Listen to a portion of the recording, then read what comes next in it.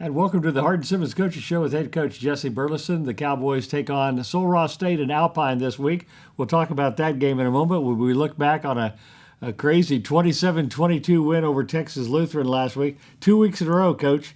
It's gone down to the last play of the game. It's hard on the ticker for people watching. I've had several people tell me that, and I said, "You have no idea." Is watching it in the stands. That's a little bit different viewpoint than what we have on the field when you're trying to make calls and get guys in position to be able to make the play to win the game. You're leading 27-22 going into the fourth quarter. No scoring in the fourth quarter, but you're going against the wind. You have a turnover. Seemed like you could never sustain anything offensively. Your defense just rose up to the occasion time and time again, including the last two plays when they had it at the 12-yard line. Absolutely, it comes down to being able to do the job whenever your name and number is called, and it's all three phases working together. We had several chances where we should have put the game away, and whether it was a costly penalty or miscommunication or whatever it may have been, we've got to clean those things up, and our guys understand that, and they're working hard this week to do exactly that. Trying to pick out people that stood out defensively. One person, Javion Mays, gets his first start at linebacker, has 9 tackles, a sack that caused a strip and a fumble. He really played well. He did. He played lights out. For your first start, you go out there and play 70 plays. You probably wasn't expecting that. He's only been a linebacker for about 2 weeks, so he's definitely got a very bright future. We're excited about having him in that role and having him here at Hardin Simmons. Where had he been playing? He had been at a junior college at Trinity Valley and transferred in, and it's just a great athlete, and had been a safety before, and we just saw a need to have him a little bit closer to the line of scrimmage, and he stepped in and just did a great job.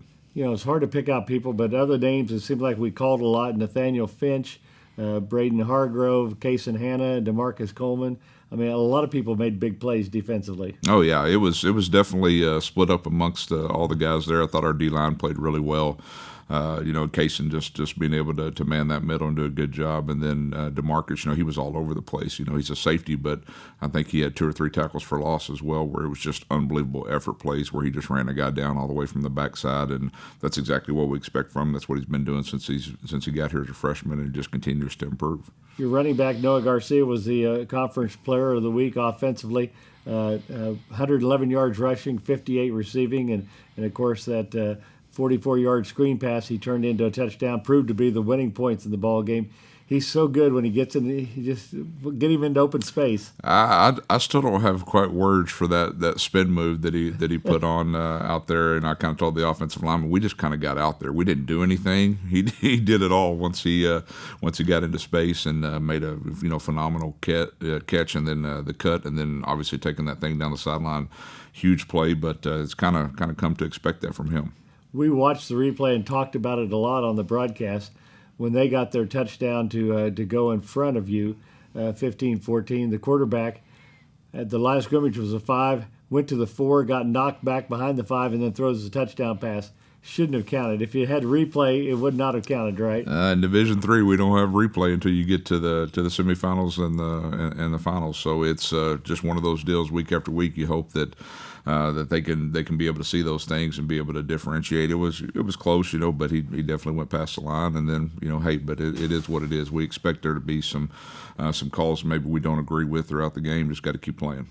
And one other play that we didn't really even talk about on the broadcast, but when they got a key first down, when the player fumbled and recovered his own fumble past the line of scrimmage, past the needed yardage for the first down. Yeah, that was an interesting one too. When you're kind of running in the open field, and I guess they said that it got knocked out by his thigh or his knee or something, and then went about 4 or 5 yards, and then he jumped on it, and I was like, man, that's a pretty good play. If you could put that in the playbook and be able to execute it, it's not a bad thing. So again, some of those calls, you just know there's going to be human error with the officiating crew, and we know we can't focus on those things, try to move past. But there was definitely a couple of interesting ones in the game. And the ball bounced up and hit Damian Gomes on the punt. I think he said he didn't touch him, right? And the bad part is on the film. I mean, you look at it and it's very inconclusive on both angles of it. It's kind of rolling around, and then their guy jumps on it is all you can see, and that happens every time on a punt if they're trying to down it or whatever. And so the big thing is that you hope that you're able to kind of defend against those things, but sometimes the ball bounces weird ways at times, and so you definitely cannot see it hit. But they called it, and that was a big play because we'd gone up 14-0, and then they had scored and then got the 2-point conversion, and then bam, they get the ball back on the whatever that was inside the 10-yard line. It was a big play, and we got to be able to respond better to that. The ball is not round; it will bounce funny. It definitely takes some crazy hops whenever it comes off of different angles. We've talked so much about injury. You got Galen Glenn back last week at quarterback and played pretty well. What about people like Cade Mickna?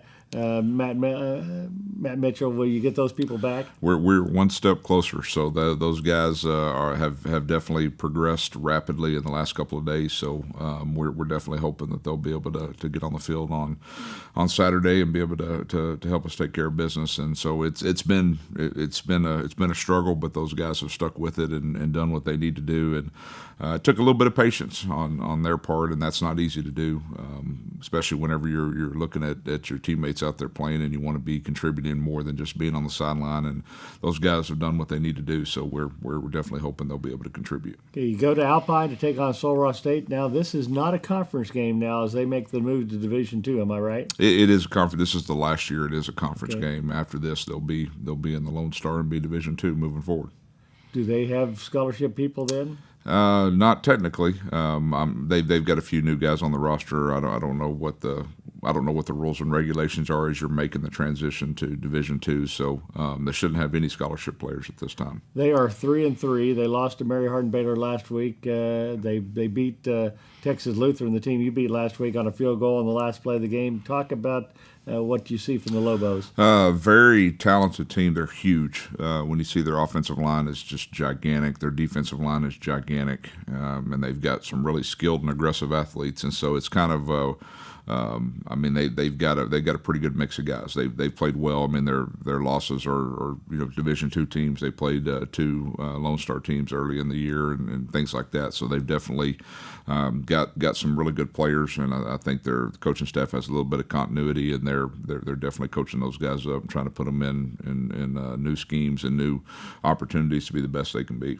What are keys for the Cowboys then? We got to be us. We got to do the things that we need to do and play at the level that we're capable of playing at. It really doesn't have anything to do with the opponent. The opponent is going to change each and every week, but you're going to stay the same. And so we've got to take those steps forward that we know that we've been needing to take for a couple of weeks. And I think our guys have finally, the light has kind of come on, so where they understand, hey, we are capable of more than what we're putting on the field, and they're not satisfied with the product. Yes, we love to win, but it's more important than that here. It's playing at the level we're capable of and reaching the standard. And that's really hard to do because we do have a high standard, but I believe our guys are going to do it this week and do it the very best they can.